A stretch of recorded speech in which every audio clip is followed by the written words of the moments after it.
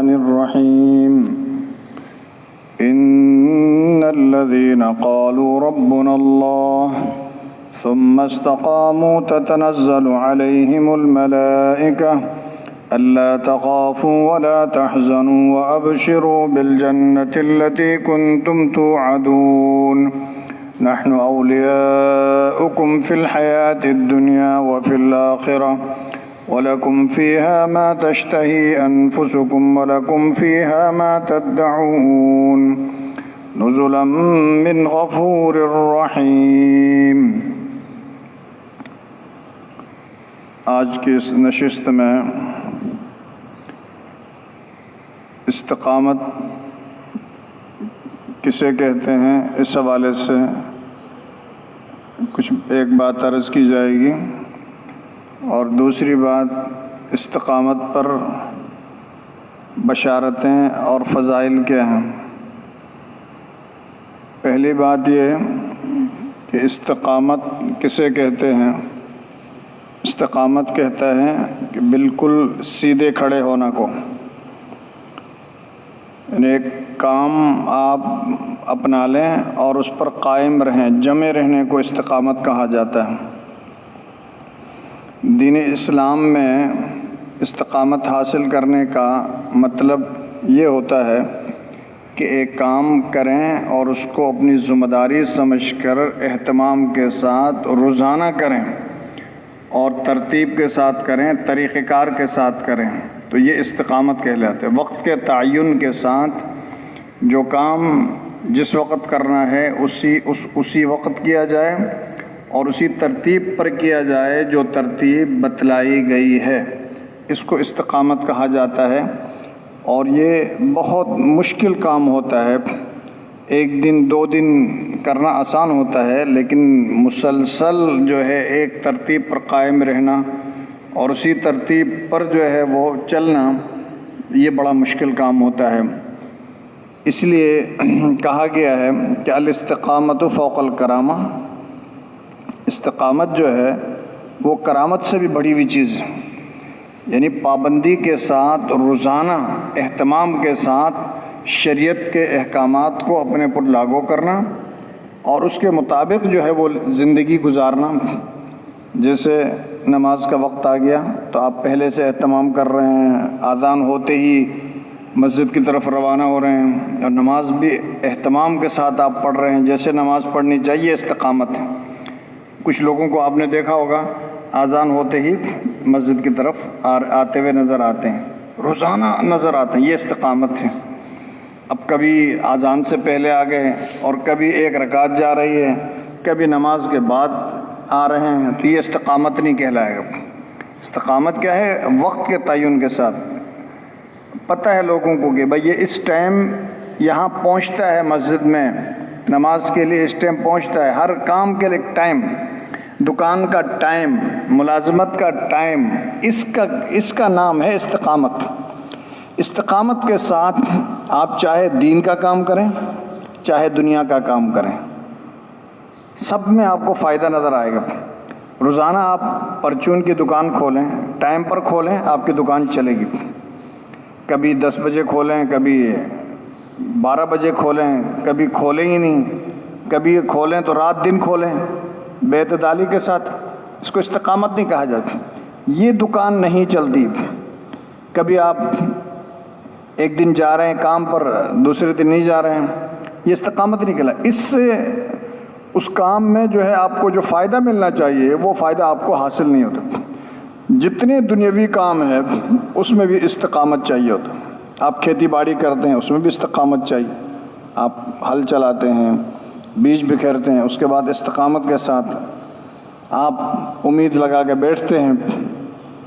تو ہر کام میں، دنیا کا کام میں بھی، دنیا کے امور میں بھی، جب تک استقامت نہ ہو آپ کو اس کے فائدہ نہیں ملے گا۔ اور دین کے کام میں بھی یہی ہے کہ جب تک آپ استقامت کے ساتھ آپ تلاوت کریں، اہتمام کے ساتھ، دیکھیں تلاوت کے کیسے انوارات آپ کو میسر ہوں گے۔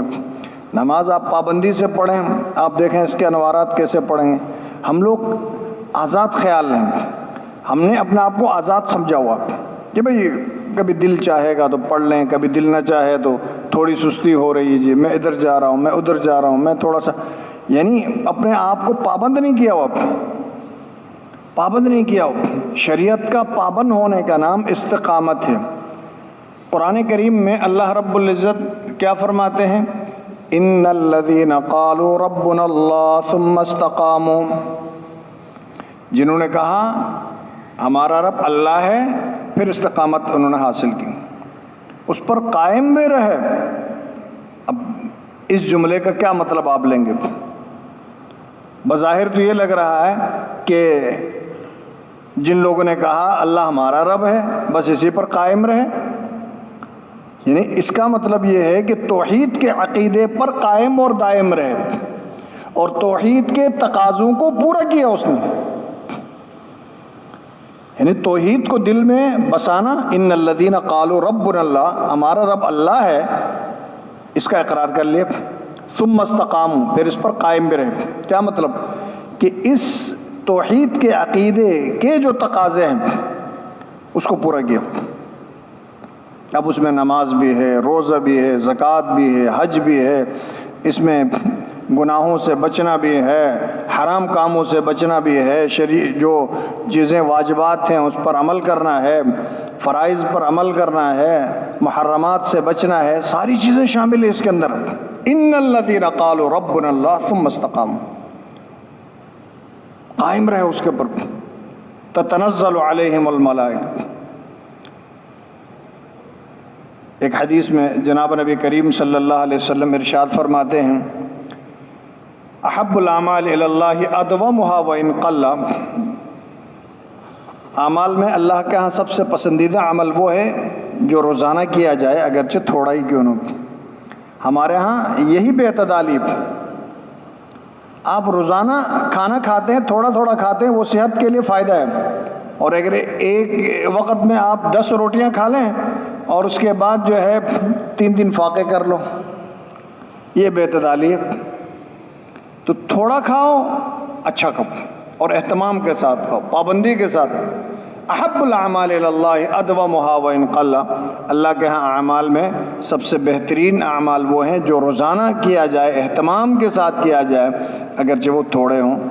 یہی استقامت ہے، اسی کا نام استقامت۔ ایک شخص نے کسی بزرگ کے بارے میں سنا کہ بڑا صاحب کرامت ہے، بڑا صاحب کرامت ہے، وہ کرامات الاولیاء حق، اولیاء کرام کی کرامات حق ہیں۔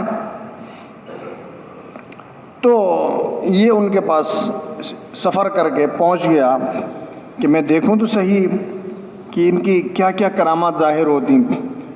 بڑا عرصہ ان کے پاس گزارا، تصوف میں انہوں نے بڑا جو ہے کچھ سیکھا ان سے، بہت ٹائم گزارا، اور اس کے بعد وہ جانے لگا۔ کہنے لگا حضرت میں تو ایک تمنا لے کر آیا تھا لیکن وہ تمنا پوری نہیں ہوئی۔ کہنے لگا کیا تمنا لے کر آئے تھے؟ کہنے لگا میں یہ تمنا لے کر آیا تھا کہ میں آپ کے ہاتھوں کو کرامت دیکھوں، بڑا سنا تھا آپ کے بارے میں کہ آپ کی کرامات بڑی مشہور ہیں، تو میں چاہ رہا تھا کہ کوئی کرامت دیکھوں، لیکن بہت ٹائم میں نے یہاں پر گزارا اور مجھے کوئی کرامت نظر نہیں آئی۔ وہ اللہ والے آدمی تھے، بزرگ تھے، اہل علم تھے۔